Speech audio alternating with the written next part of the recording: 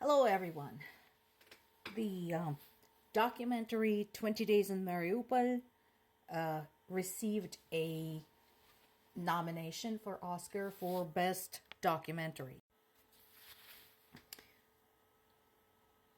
Mstislav Chernov's chronicle shows the fate of his city fairly early in the war. And I recommend that people watch this. Too many people are passing judgment on what is happening in Ukraine and whether or not aid to Ukraine is warranted. So since y'all are persistently refusing to go to Ukraine and see for yourselves, here's your chance. Here's your chance to watch things as they happen in just one city.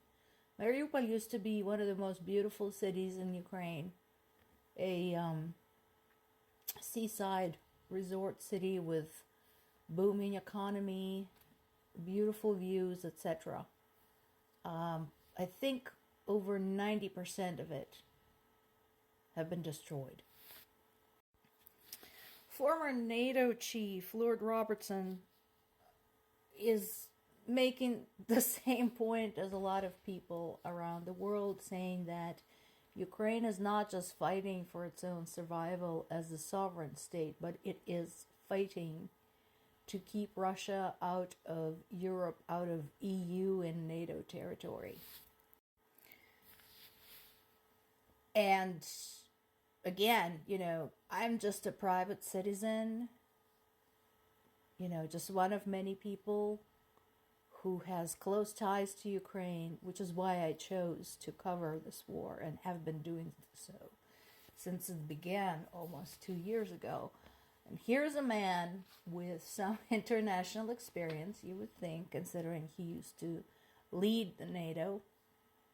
Listen to him if you don't believe me. Listen to the American veterans who chose to go to Ukraine and fight alongside with Ukrainian soldiers.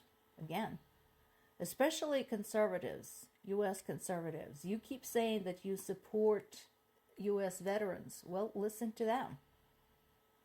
Will you listen to your own veterans whom you claim to support and whose interests you claim to represent? The Army, the Navy. Will you listen to them when they tell you that this war is much bigger than you can imagine? EU accession talks for Ukraine has begun, and Russia says it will begin to expand its defense production.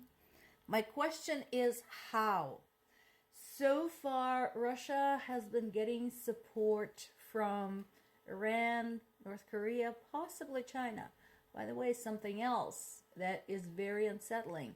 Did you know that electronic components and microchips that Russia is using for its weaponry are produced by American and European companies? This is where I'd like to point out where sanctions do not work. Because if your companies are disregarding the fact that they're supplying to the terrorist state, then what is the point? Instead of complaining, where did the aid to Ukraine go? Which, by the way, the missing aid to Ukraine is a myth. Most of it has been accounted for, and the stuff that hasn't been accounted for likely just got used up because they're fighting a war. But here's something for you to be outraged about. Where do the companies send their product? Why are they sending their stuff to Russia, with whom we are at odds right now, to say the least? That would be a good question to ask. And if you want to see your aid at work, there is a video on the CNN website showing Ukrainian armored vehicles in action, stopping the assault of the Russian military. And here's the thing, this is something I know a little bit about because about 2 or 3 weeks ago, I participated in a fundraising campaign, again, grassroots, by private citizens all around the world and inside Ukraine, to raise money for these, for the fuel for these very vehicles. So apparently we, individuals, human beings who give a shit, are much better at getting Ukraine what it needs than the U.S. government. Now, Russia's election and Ukrainian election is around the corner. In spring of 2024, only a couple of months away. And so far, the only prominent opposition member is this man, and I spoke about him before. His name is Boris Nadezhdin.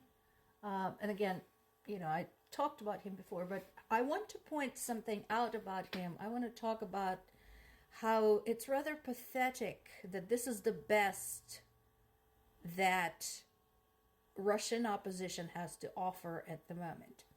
So he talks a good game on the surface. However, notice that bit where he said that one of Putin's mistake was special military operation. So even this man who claims to oppose Putin doesn't dare call it a war, an aggression, an invasion. He maintains Putin's rhetoric in calling it special military operation. Also, something that a lot of people do not know is that instead of unequivocally giving Ukraine back its territory that is currently occupied by Russia, he wants to conduct referendums. Why? Why do you want to conduct referendums? That land belongs to Ukraine. What is there to question? The only referendum that should matter is the one that took place in August of 1991, in which 92% of Ukrainians voted to make Ukraine a separate country when they said we don't want to be part of the Soviet Union anymore. That is the only referendum that should matter. And that is how it should stay.